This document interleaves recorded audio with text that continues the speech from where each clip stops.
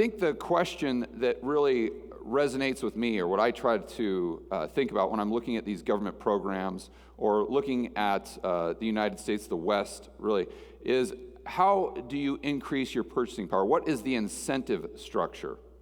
And usually, you would want people to increase their purchasing power by being more productive, producing more stuff. Right? You guys have all watched my videos, and you've heard me say 1,000 times that wealth isn't measured by the amount of gold you have or Bitcoin or silver or any of these things. Wealth is measured by how much stuff, how many goods and services a society can produce efficiently. I always use that example of being stranded on a desert island, and you've got a chest full of $1 billion worth of gold. Okay, great. Are you rich or are you poor? You're poor because the only thing else that you have is a coconut, some sand and some salt water. That gold won't get you anything. So it's all about productivity and hard work. But what we've done is we've created an environment where the best way, the easiest path forward to increase your purchasing power to keep up with the rate of inflation is government dependency. Because whether we like it or not, I mean, we've all benefited likely from the increase in asset prices, but that is a result indirectly of what the government is doing, the economic distortions that were created by the government. All right, so let's read another quote from Atlas Shrugged. And I've changed the words here slightly to fit this presentation. When you have made dependency the means of survival, do not expect men to remain independent.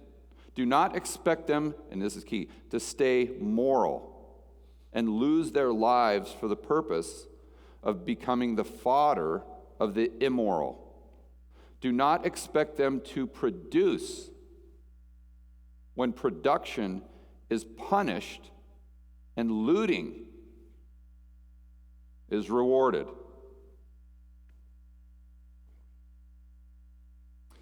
Now, this goes all the way back to 2012. 2012. So imagine what it is today. This is the percentage of U.S. population living in a household receiving government benefits. You see what the percentage is? It's almost 50%. That was 2012. What do you think it is today? Answer, higher.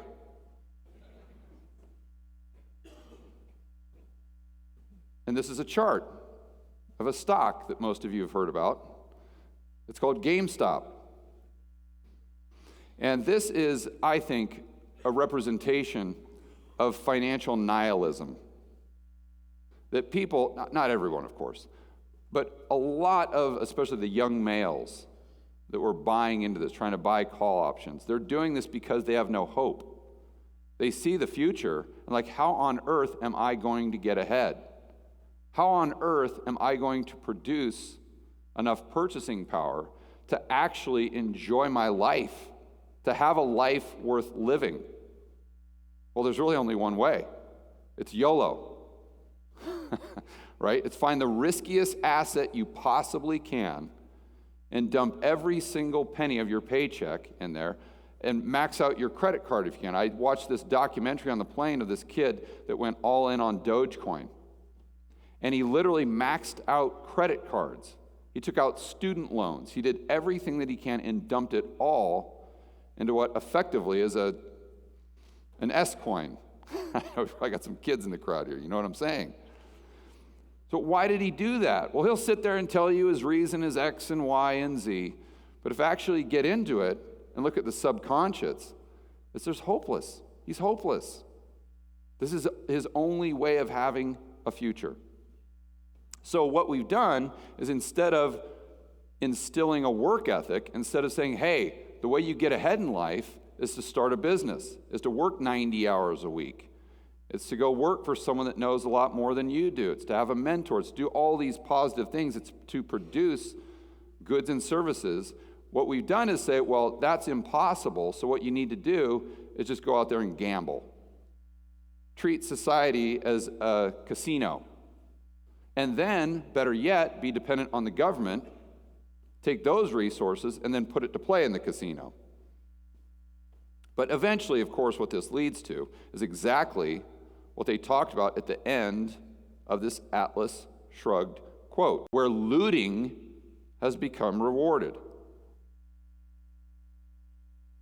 And I don't have to tell you guys this. You watch my videos, you see what's going on. You see how now when you go into a Walgreens, every single thing is behind glass and locked, like you're going to rob a bank or something. No, I'm just here to buy a razor, for heaven's sakes.